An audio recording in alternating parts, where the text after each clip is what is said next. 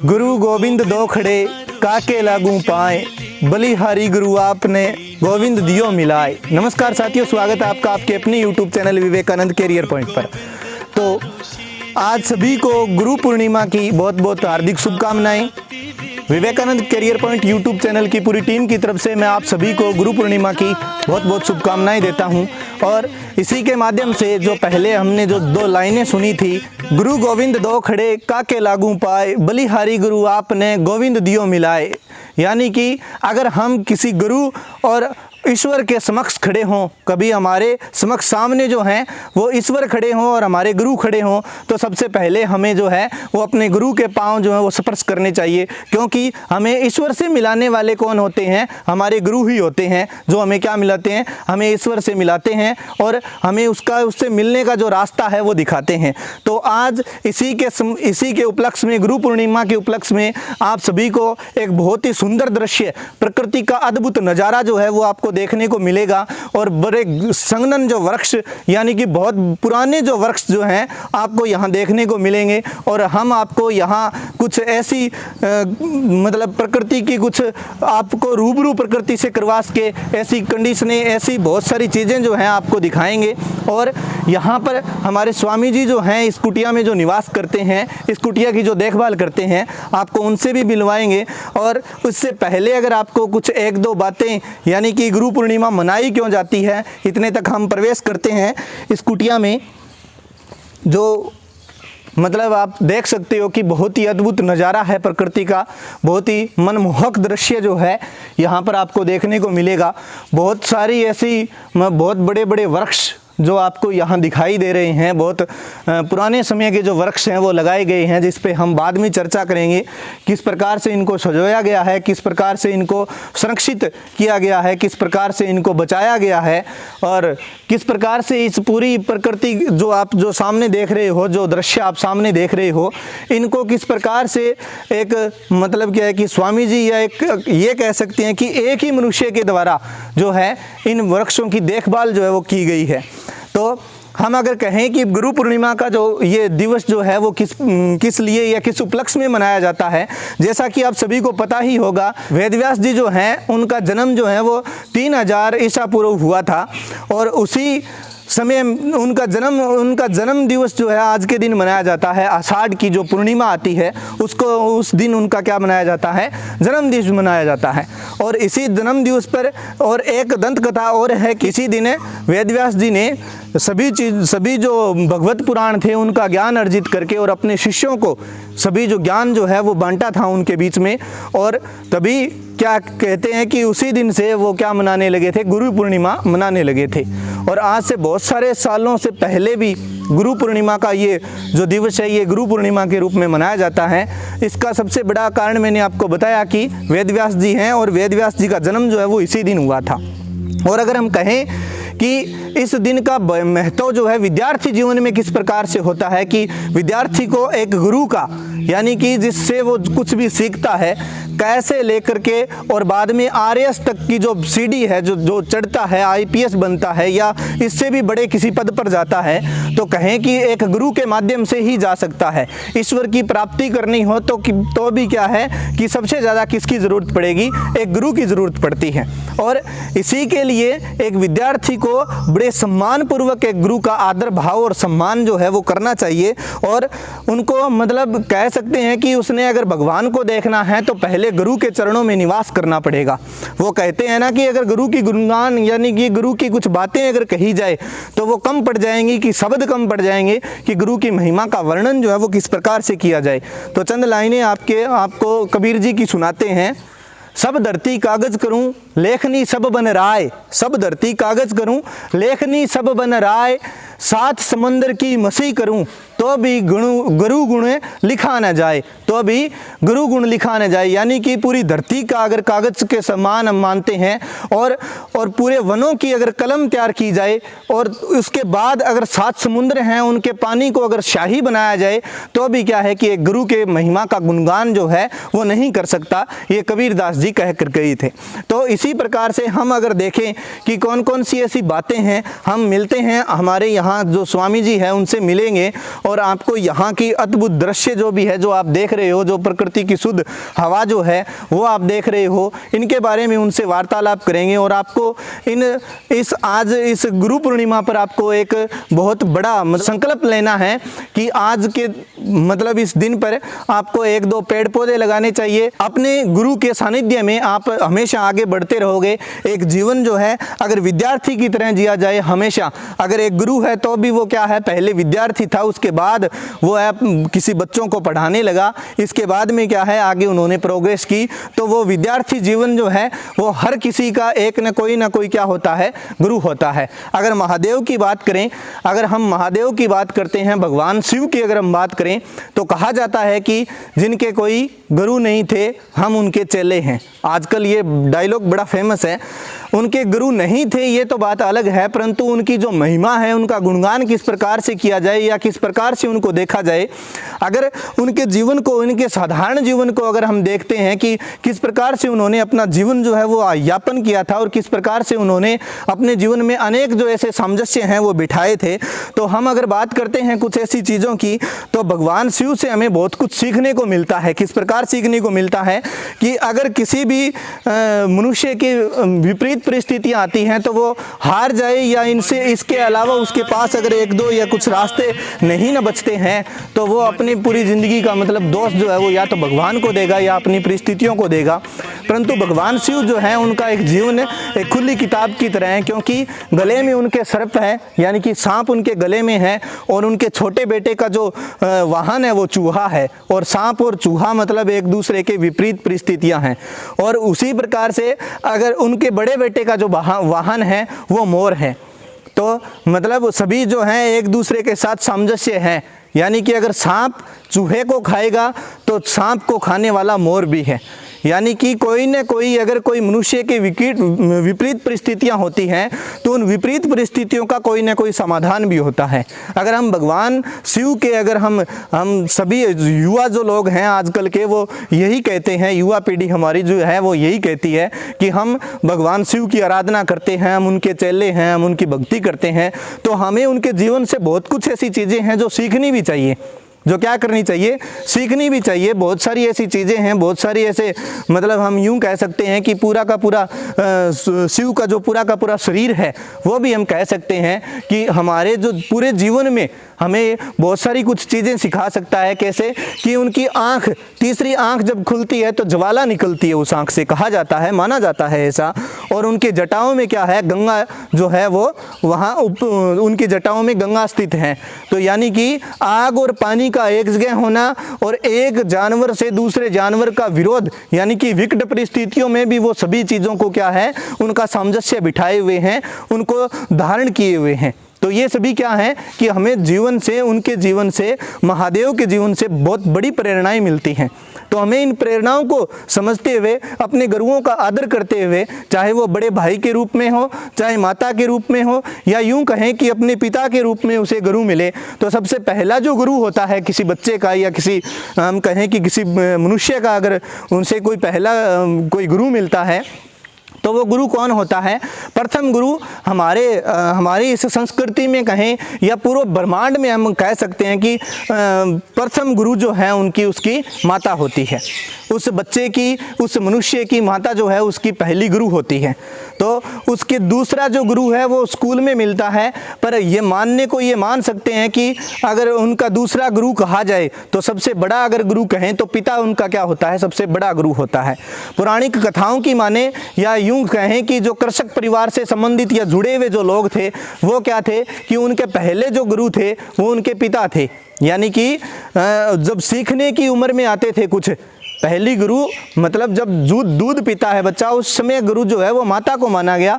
परंतु जब कुछ सीखने की उम्र में आता है बच्चा तो उसे क्या है कि पहला गुरु किसे माना गया, पिता को माना गया। क्योंकि उस दिन आखा तीज के दिन क्या सिखाया जाता था, हल चलाना सिखाया जाता था कृषक परिवार के, यानी कि कृषि से जुड़े हुए सभी बच्चों को, सभी जो पुरुष हैं वो क्या करते थे, उन्हें हल चलाना सिखाते थे।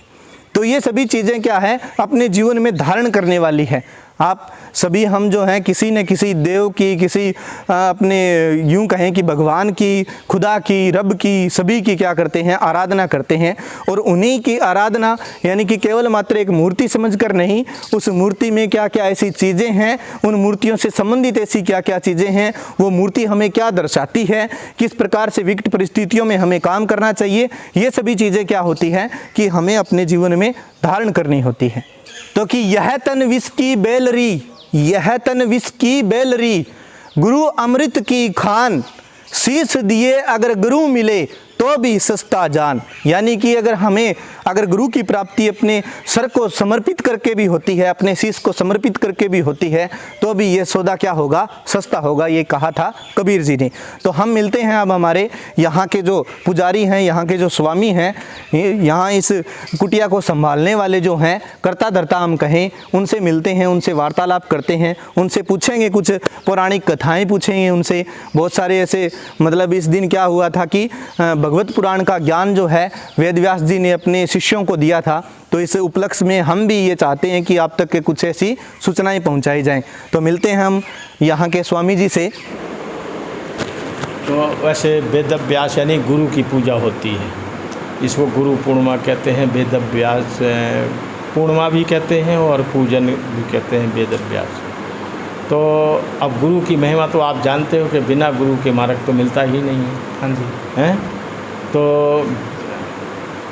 कहते हैं गुरु बिन ज्ञान भेद बिन चोरी, होए ना तो थोड़ी थोड़ी। यानी गुरु के बगैर ज्ञान नहीं उत्पन्न होता है और भेद के बिना चोरी नहीं होगी कभी। यानी तो कोई इसलिए गुरु विशेष है कि गुरु कहते हैं ना, उसमें आया है कि रामचरितमानस में तुलसीदास जी, तो जब हनुमान जी ने तुलसीदास जी को बताया कि राम मतलब आए हैं और तुलसीदास जी समझ नहीं सके, तो उन्होंने एक दोहा कहा था। दोहा के चित्रकूट के घाट पे भई संतन की भीड़, तुलसीदाल चंदन घिसे तिलक करें रघुबीर। यानी तुलसीदास जी चंदन घिस रहे और तिलक यानी राम कर रहे थे। तो उन्होंने कहा कि गुरु गोविंद दोनों खड़े, कांके लागू पाँव, बलिहारी गुरु आपकी जो गोविंद दियो मिला। तो गुरु यानी परमात्मा से मिलाता है, इसलिए गुरु पहले, इसलिए गुरु की पूजा होती है क्योंकि वो आपको मार्ग बताता है। तो गुरु महिमा तो ये है। और बिना गुरु के चाहे किसी भी क्षेत्र में हो, गुरु की आवश्यकता होती है, चाहे वो शिक्षा का हो, दीक्षा का हो, या कोई भी कलाकारी का हो, सबका गुरु होता है। तो बिना गुरु के तो यानी। अब रही बात श्रद्धा आपकी कैसी है गुरु के प्रति। कई लोग तो ऐसा है कि मान लो नहीं, वो श्रद्धा नहीं रखते। गुरु भी कुछ ऐसे ही हो गए, जैसे जैसा परिवर्तन होता जा रहा, लेकिन गुरु की महिमा अपनी जगह पे बहुत विशिष्ट है। और वो आपने जो ये प्रकृति को बाहर जो ये हम दृश्य देख रहे हैं, हाँ, आपने कितने सालों में और कितनी मेहनत से इनको सजोया है। देखो मैं मेहनत तो आप इसको देख करके ही आप इसका फ़ोटो खींच लो, इससे पता अनुमान लगाया जा सकता है, उसका तो मैं क्या वर्णन करूँ। लेकिन यानी मेरे को इसमें 28 साल लगे हैं। अच्छा जी। हाँ 28 साल। 28 साल। आप यहाँ 28 साल पहले आए थे? हाँ जी। तब पहले यहाँ जब सबसे पहले आए थे तो कौन सा मंदिर था या कुछ भी नहीं था यहाँ पे? मंदिर एक था, यहाँ कोई मंदिर नहीं था। जहाँ मकान बने हैं, मंदिर बना है, एक छोटा मंदिर होता है। अब वो है नहीं है, उसका मतलब तोड़वा दिया, फिर बाद में वो मंदिर बना दिया। या वो जो पोल वाला था वो था। तो इनमें से वृक्ष कौन कौन से थे जो बाहर खड़े हैं? ये पीपल और बड़, ये सारे थे वृक्ष। कितने लगभग कितने साल पुराने हो सकते हैं? ये तो 100 साल में जब से कुटिया बनी तब से हैं। कितने साल हो सकते हैं ख्याल लीजिए, क्योंकि मैं तो 28 साल पहले ही आया, ये लोग बचपन से आते हैं। अच्छा। हाँ, इनके पिताजी जो है मतलब मुझसे वो पहले, मेरे से पहले संत थे, वो उनके चेले थे। हमारे कम से कम सुनने में आया है कि कम से कम ये इसको 150 साल से ऊपर हो गए जो बाहर 2 दरख्त हैं इनको। हाँ, तो जो 2 पेड़ लगे हुए हैं बड़ का। कुटिया बनी है। हाँ जी। और तब से ये बड़ है, मतलब उन्हीं ने लगाई, संतों ने लगाई। संतों के जो बेलगिरी है, सबसे प्रथम में यहाँ ही बेलगिरी थी, और कहीं नहीं थी यहाँ सिंगरिया के अंदर। अच्छा। इसके बाद फिर स्वामी जी की कुटिया में हो गई, या लोग यहाँ से ले करके जगह जगह लगा दिए। आपने स्वामी जी को देखा है कभी? मैंने देखा है भारती जी को, उनको नहीं देखा। केशवानंद जी को? केशवानंद जी, ये केशवानंद जी की नहीं है कुटिया में, ये केशवानंद जी की नहीं है जी, केशवानंद जी की कुटिया तो उधर है। हाँ हाँ जी। मैंने तो उनको नहीं देखा, चूँकि मैं 28 साल पहले आया, उससे पहले गुजर गए। अच्छा, तो आपने केशवानंद जी को नहीं देखा। मैंने भारती जी को तो देखा है, क्योंकि हम 78 में आए करते थे भोपाल से। भगवत पुराण का जो कहते हैं कि इस दिन मतलब पूरा का पूरा ज्ञान लेकर के और वेद व्यास जी ने अपने शिष्यों को अर्पित किया था, हाँ। उनको प्रदान किया था। हाँ। तो आप हमें कुछ भगवत पुराण के बारे में बता सकते हैं? भगवत पुराण तो देखो ऐसा है कि वेद व्यास जी ने तो लिखी है, यानी क्या नाम है, गणेश जी ने लिखी है, वेद व्यास बोले हैं। और जो इसकी व्याख्या की किसने? सुखदेव जी ने राजा परीक्षित को सुनाई। अच्छा। तो इसको मतलब एक मान लीजिए कि अमर कथा, या यूँ मान लीजिए कि क्योंकि सुखदेव जी 12 साल की अवस्था में जंगल चले गए थे। 12 साल के ही पैदा ही हुए थे वो। अच्छा जी। हाँ, 12 साल तक अपनी माता के गर्भ में रहे, वो पैदा होते ही वो जंगल चले गए। तो और सुखदेव वेद व्यास चले गए, और क्या नाम है, सुखदेव जी इसलिए क्योंकि भगवान शंकर ने जो पार्वती को अमर कथा सुनाई, हाँ। और जब वहाँ क्या था कि कोई सारे पक्षी उड़ा दिए गए थे, और एक तोता बैठा था जिसे अपने शुआ भी कहते हैं, वो बैठा था, और वो अंडा फूट गया। और जब वो पार्वती को सुना रहे थे कथा, तो चूँकि पार्वती को अमर करने के लिए सुना रहे थे कथा, तो जब वो पार्वती को अमर करने के लिए, तो पार्वती सो गई, और वो तोता यानी शुआ उसकी जगह पे वो हुंकारा भरता रहा। जब भगवान शंकर ने देखा तो शुआ सुन रहा, तो उनको मारने के लिए दौड़े, तो वेद व्यास की पत्नी के मतलब मुंह में प्रवेश कर गए, और भगवान शंकर वहाँ धुना रमा के बैठ गए, और वो 12 साल तक उनकी। तो जब उनसे कहा, महाराज जब आपने अमर कथा सुना दिया, तो उसको आप कैसे मार सकते हैं?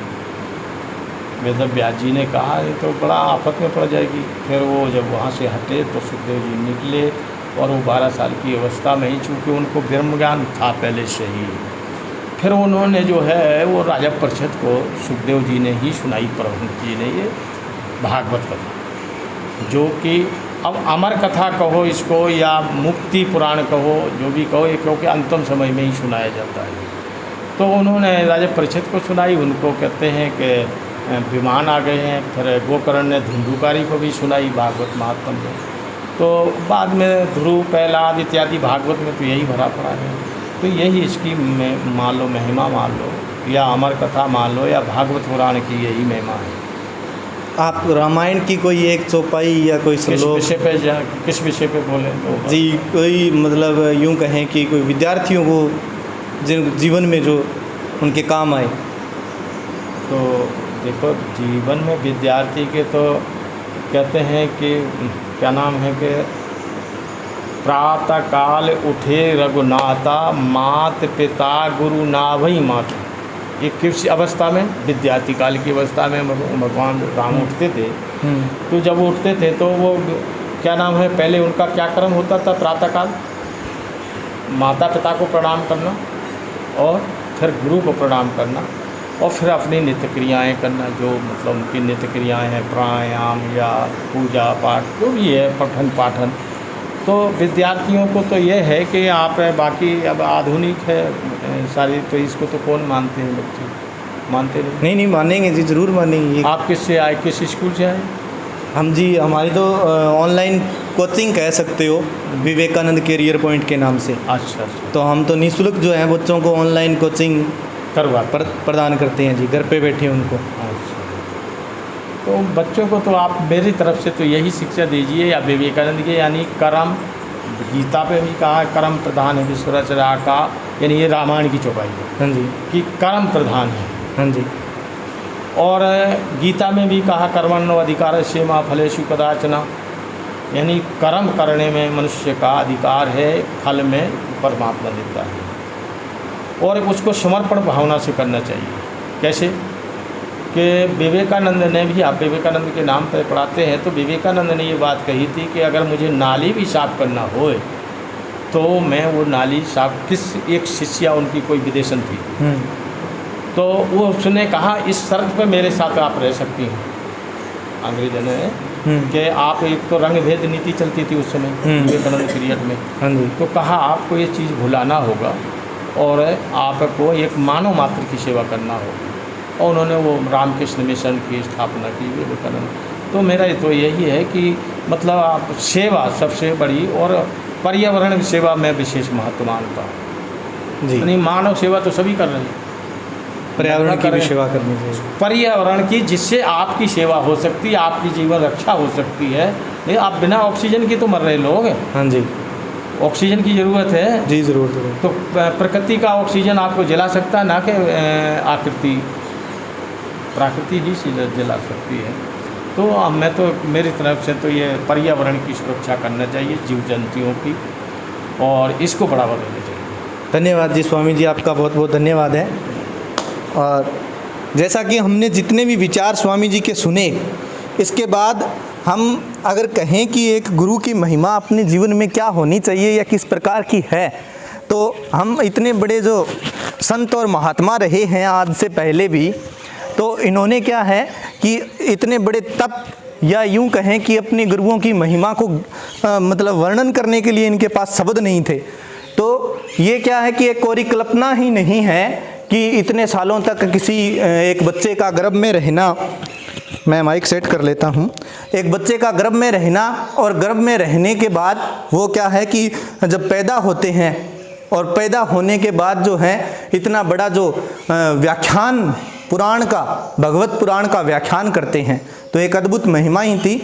और ये जो है बड़ा सुंदर सा यहाँ मंदिर आपको दिखाएंगे, जो अभी धूप ज़्यादा होने के कारण इसको लॉक कर दिया गया था, जो आपको दिखाएंगे मंदिर। ये मंदिर है भगवान शिव का, आप देख सकते हैं। तो ये शिव कुटिया के नाम से भी जाना जाता है, संगरिया का एक बड़ा पवित्र स्थान है, देख सकते हैं आप। तो हम आए हैं यहाँ, आप भी दर्शन करें।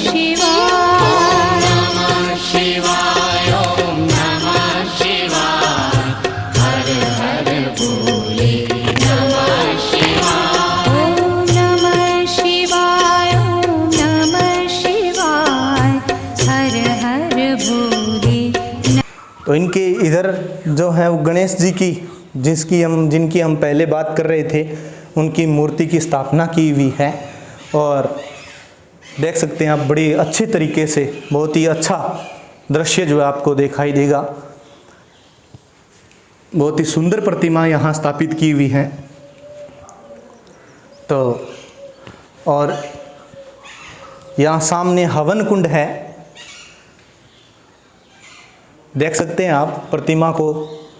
और ये सामने, यहाँ हमारे सामने जो है हवन कुंड है, मंदिर के जस्ट सामने हवन कुंड है। और यहाँ एक अन्य जो शिवलिंग है उनकी स्थापना की हुई है। और यहाँ हनुमान जी, तो आप देख सकते हैं ये हनुमान जी की प्रतिमा है यहाँ। तो बहुत ही सुंदर और मनमोहक दृश्य जो है इस कुटिया का। जब भी यहाँ से निकलते हैं मन करता है कि कुछ समय के लिए यहाँ रहें। तो आपको कुछ अन्य चीज़ें भी ऐसी हैं, कुछ वृक्ष ऐसे हैं जो दिखाए जाएं, जिनको हम कह सकते हैं कि जिनके बारे में पूछा तो स्वामी जी ने कहा कि मैं यहाँ पिछले 28 सालों से हूँ मात्र। तो मेरे से पहले बहुत सारे मतलब संत महात्मा हैं जो यहाँ रहे हैं, और इनका व्याख्यान करना मतलब एक अद्भुत होगा। तो मैं आपको दिखाने की कोशिश करता हूँ। ये देखिएगा आप,